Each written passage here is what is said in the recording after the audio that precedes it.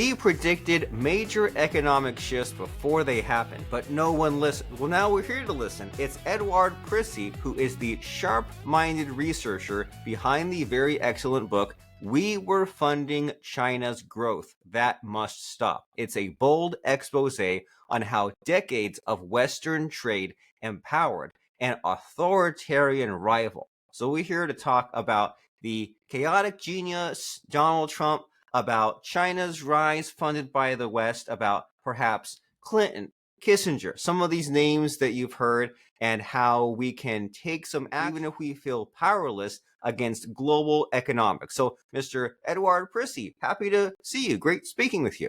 Same here. I'm delighted. Thank you. You're very welcome. And so what did I leave out of that introduction? What are you all about? What should we pay close attention to? What I'm all about is that China is getting very rich, and it is mostly due to an original error by the US, by Bill Clinton, who otherwise was an excellent president, but he made a huge economic error in 2000 when he argued in the Paul Nitson School in New York, when he gave a speech, why America should need free trade with China. And his arguments were completely wrong, which you cannot tell him that he's a fool. He's not a fool, but he's not an economist, and he should have been well advised and wasn't. And therefore he said, as arguments to begin free trade, complete nonsense. And that's not the worst. The worst is that then he did create free trade because the reputation of the US in matters economic is worldwide huge, then was at least worldwide huge. The whole world followed him. Europe made free trade with China, everybody else, Brazil, Indonesia, Japan, because Bill Clinton initiated it on false grounds. And the result of this error is that because China was going to stay cheap, and it has, but that was predictable, as they are a dictatorship. Because of that, China started selling huge amount of cheese goods at prices that we in the West were not able and still are not able to compete with. Sorry, I'm stuttering. Forgive me. And so this situation is a very dangerous situation because we allow China to sell huge amounts to us, and we pay for that. That money has kept China's economy out of trouble, although they would have had trouble otherwise. They are weak and rickety, but we pay so much for their cheap goods that with that money they can cover any problem they have. And with that, now, the last 25 years, they have become hugely rich and powerful, and we continue by buying there to fund their growth. And my book says, if we don't stop that quickly, and that is only the White House that can do it, if the White House doesn't do that quickly, we are going to go under Chinese world power quite soon. It is already past halfway, that overriding world power, but it can still be slowed down, may be stopped, because as soon as you stop funding their growth and their situation, a normal situation will be created. We need that if we don't want to let our money make them super powerful. That's the book. Okay, well, it is good to be educated, right? Because as you say, the error was made, but there is still time. The White House can still do something. And to help us understand, you mentioned about opening up free trade with China. And I feel like maybe I understand what that means, but I want to be sure. So when you say free trade with China, just to help us understand, what does that mean? It means that China, at the prices they produce, may export to us, and we may export to them. But since the price difference is huge, their production costs are still now, after 25 years, less than half our production costs. That means that we in the US and also in Europe, because I'm a European, we cannot compete with those prices. That means that it is a basic error to allow their goods at their prices to come into our economy, because it means that good taste, we cannot compete. And now, after 25 years, what I predicted a long time ago is that many of our industries are already losing out with cars, which now becomes a big subject, but also with everything else. And there are many subjects, products that they can now make, and we can't even anymore because the factories that were able to do that 25 years ago have closed. In other Right. words, our economy also becomes dependent on them, which is hugely dangerous. And you said, and you repeated what I said, it is still time. There is a doubt about that. Some people say, and they are not stupid, it is already too late. But there's a catch there. Even if it is almost or already too late, if you continue doing the stupidity of making China rich, which we do, then it is surely too late. If you stop that, then there is still a chance that it will give a good shock together with Europe, if Europe comes to their senses.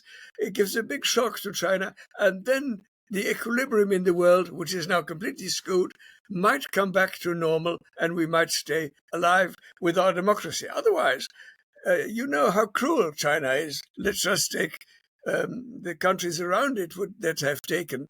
We know that. They are slowly coming here. They are able now already to buy whole ports in Africa, whole railway systems, and make them in Africa. They make friends with the money that we send to them buying their cheap goods. It's a stupid mechanism. And somehow, because 25 years ago, almost everybody thought, the communism will break down just like in the USSR. We are so much better, we don't have to be afraid. All these wishful thinkings were nonsense. And it hasn't broken down.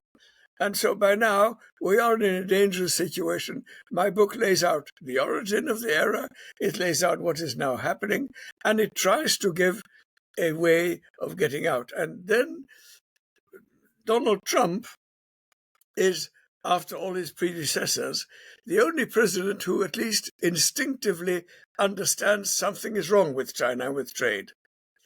But the way he handles it is incredibly chaotic. He just throws around tariffs without knowing the consequence. Then he comes up to the consequence, he must backtrack, and it makes a mess. And also, you shouldn't do that. If you do it well, and I can advise him how to do it well, because there is a very clever way, a systematically to do it well. My book lays that out, and I can't explain all this in the interview with you, but that's why the book is interesting.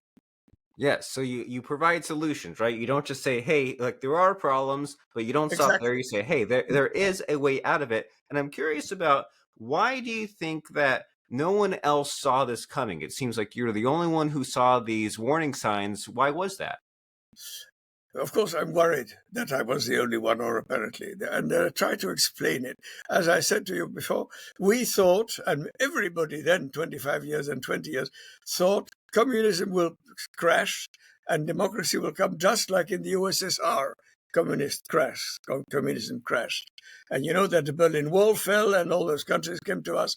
And so the West, had the implosion. We are better.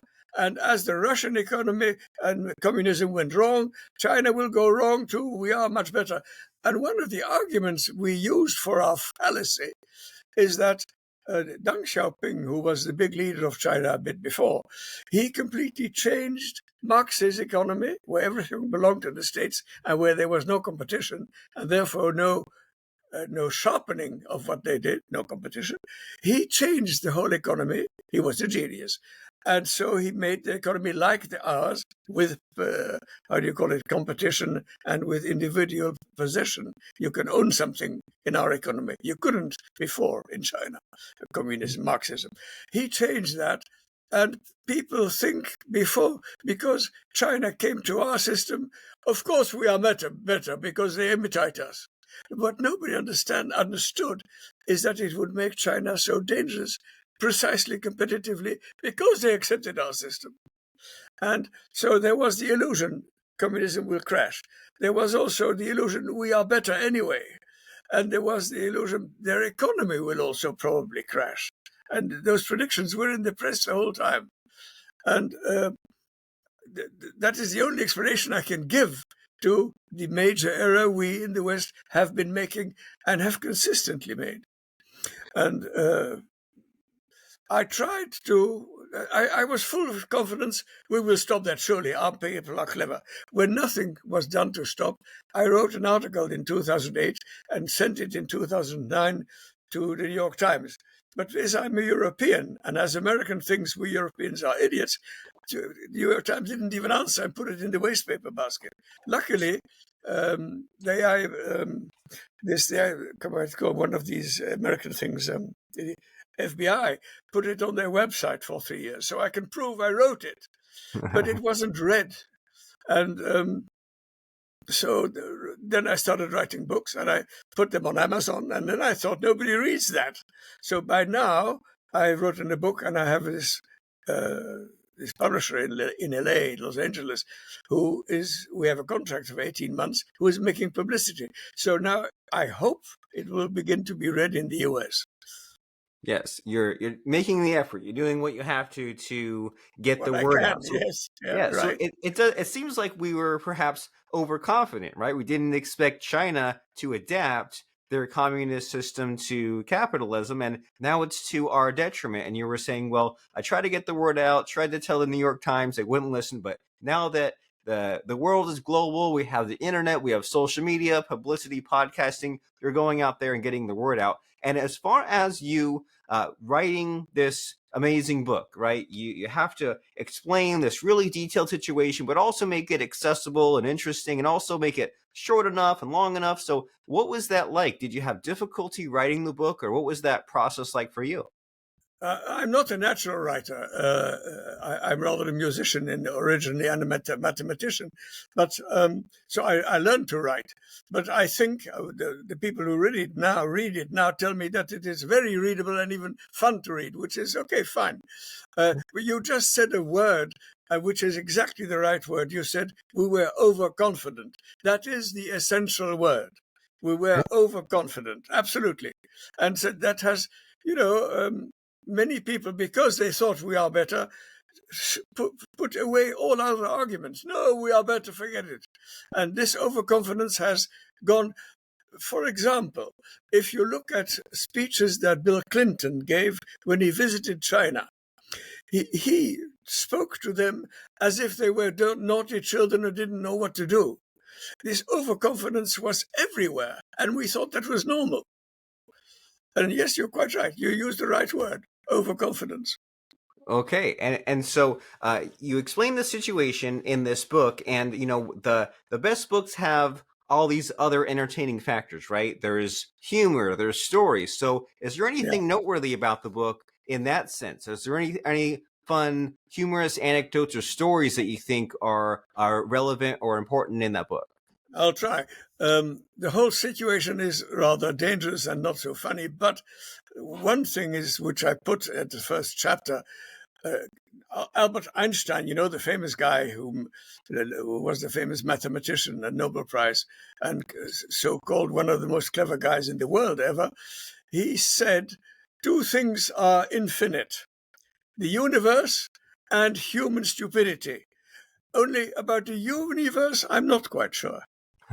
In other words, he was quite sure about human stupidity. And if you see how we have behaved, he is completely right. And we must try and lift ourselves out of that stupidity. And that's what the book tries to do. And it's fun in that sense that I also give examples of how incredibly stupidity sometimes spread. And let me give you an example which is in fact not fun, except that intellectually it's nice to look at it. In the European Commission, you know, Ursula von der Leyen is the boss, and she appoints every 5 years a new commission. And in 1999, she appointed for 5 years a commission for economy. Now, that's fine.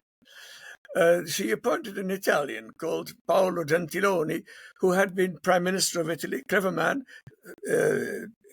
politically very successful, except that he has no idea about any economy. And for 5 years, he was the man for economy in the European Union. Now, how can you be so short-sighted to appoint a clever man, yes, but who does know nothing about economy, to be 5 years long the man who talks about economy? He did nothing. And so what Einstein says, human stupidity is infinite, is unfortunately right. And so the funny thing in my book, and it's really quite fun to read, because every time something in my eyes, economically, because the basis of an economy is badly done, I give an example. And you can just sit back and laugh and also be very unhappy, both, when you read these things. And it's scary, isn't it? That a Yeah, lot it of is. attention goes to who's running a country, right? A lot of attention goes to, well, who's the governor or the Congress people, but it Yeah, can be just some random economic position, and the wrong person's put in place, and the public maybe doesn't pay a lot of attention because it's numbers, it's economy, it's not exciting, right? It's not interesting, and this one person in the bad position for many years can mess something up or are not exactly. Yeah, do the exactly. right thing. It's terrifying. Yeah, it is. Let me tell you, if you look at Clinton making that error, and I really think we shouldn't criticize Bill Clinton. He was not an economist. It's not his job to be. Mostly, people who run countries are not economists, so that's normal. His advisors were wrong, of course. They should have known. But there's worse, and we'll follow Einstein what he said. There are about 15 professors in macroeconomy in the 15 top universities in the US. None of these guys, well, after Clinton had given his big cheap speech, in 2000 with his arguments, none, and had been in all the newspapers, none of these guys had even lifted a finger saying there's something wrong there. That is very strange. Then many countries followed, said it became the big trend. Free trade with China is the future. Even in Geneva, and those guys are Europeans, I'm afraid, there is the World Trade Organization. The guys who work there are meant to be world experts on trade. None of them predicted, as they should have been able to do, this is going wrong.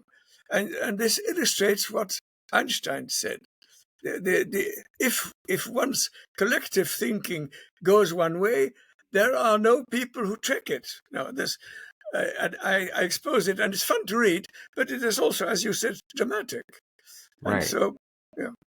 And there's some quote, I can't remember who said it, but it's that all that's needed for evil to win is for good men to do nothing. And it Yeah, seems yeah, yeah, relevant yeah. here, right? Just they don't fix the situation, they don't fight, and we need to put in the fight. And so as far as a solution to the problem, I know that you said that it's kind of complex, you need to read the book to get it, but is there a Yeah. simplified version? Can you give us like the 30,000-foot view to get an idea, to get us excited to read the full solution in the book?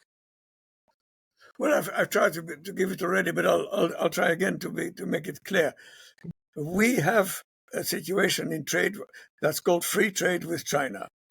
China is a dictatorship, and China had from the beginning much lower prices. About when in 2001 this free trade started, the cost of production of a worker in a factory in China was then about 18% of what it was in the US. Can you imagine?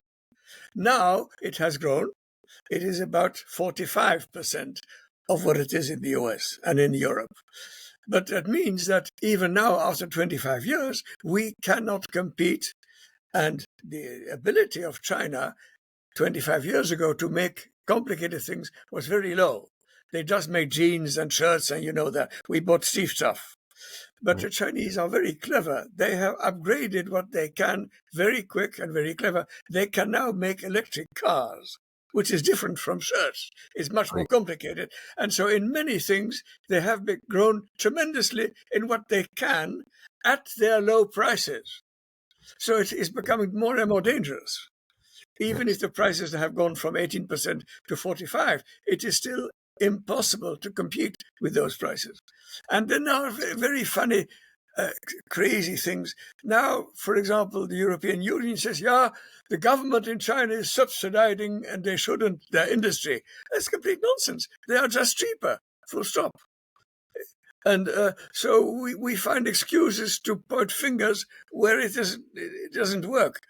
And so I'm very happy to talk with you, I must admit, because it may help at least have some people in the US think more straight about what's happening.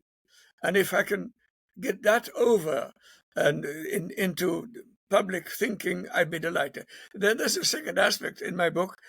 I have, of course, worked very hard on this for 25 years. What is happening, who is writing what. And I found that there are many articles in the top US publishing, like Foreign Affairs, or like the two major think tanks, which is the Brookings Institution on the one hand for the Democrats, and the other one, I forget the name right now, for the Republicans. I've read everything that's written about China. And what I found, because I've been so careful and also checked the names of the guys who write, I found quite a lot, about 12 to 15 brilliant Chinese scholars born in China, having studied up till end of university in China. So they came to the US after having gotten a master or a bachelor in China. Then they got a PhD in the US, paid by the US, offered. These guys, these 12 or 15, are all really very brilliant guys. Some are women, two are women, the rest are men. And they are really very brilliant. And they have come here and stayed here after their PhD, and then often have asked for American passports and gotten it. And we think they are on our side.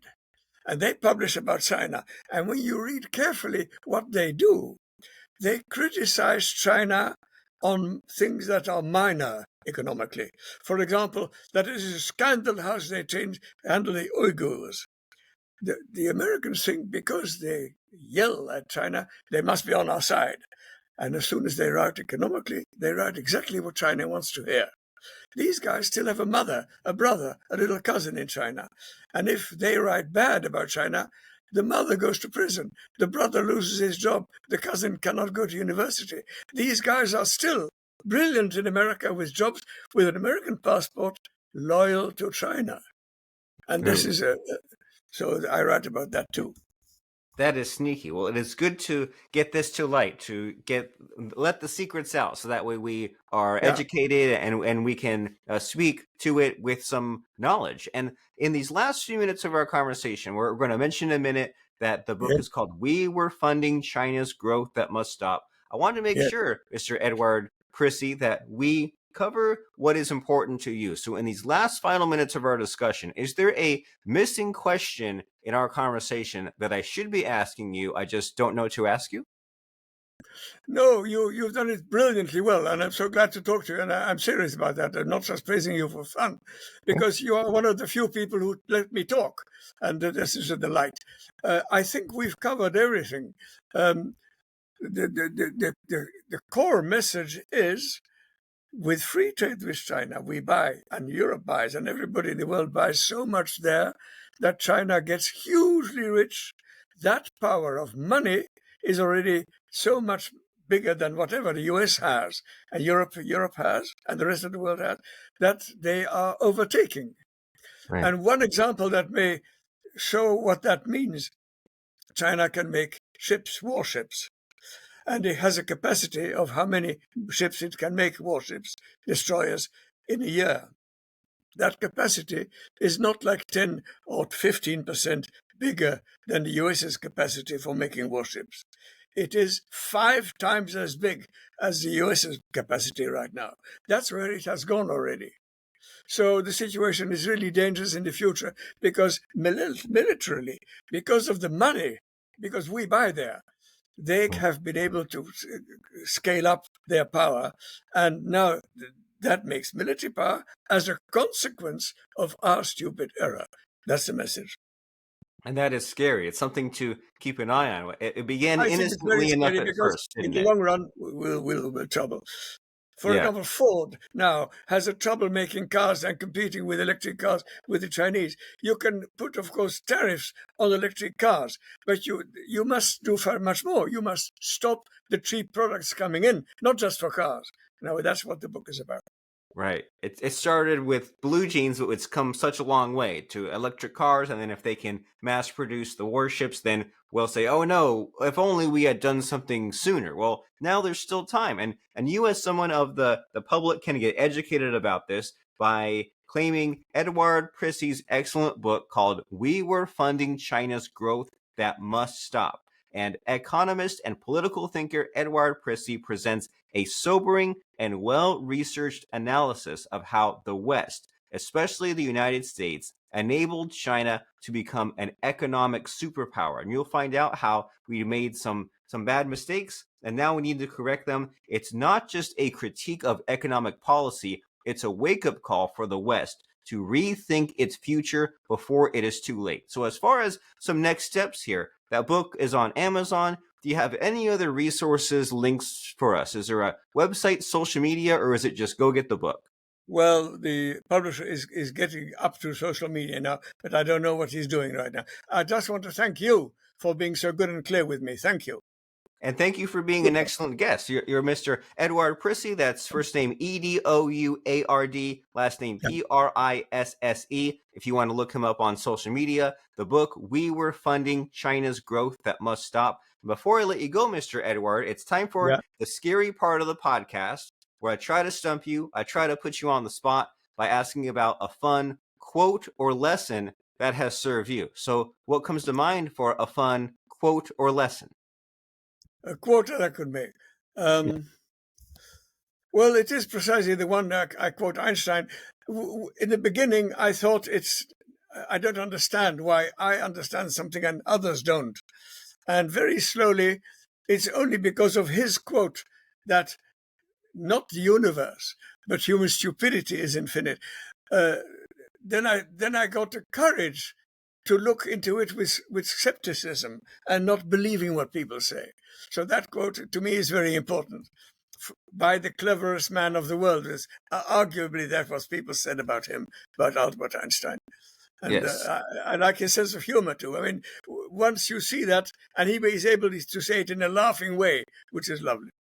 Yes. So stupidity can be infinite, and it's up to us to educate ourselves, to know what's happening. Like that, Ignorance is not an excuse, and we should check out this book called We Were Funding China's Growth That Must Stop, Chinese Disinformation Aimed at the American Public. Mr. Edouard Prisse, it's been a blast speaking with you. Thank you for your ideas and your advice. What's up? It's a delight. Thank you. Yes, thank you very much. And get the book, and we'll read it very soon. So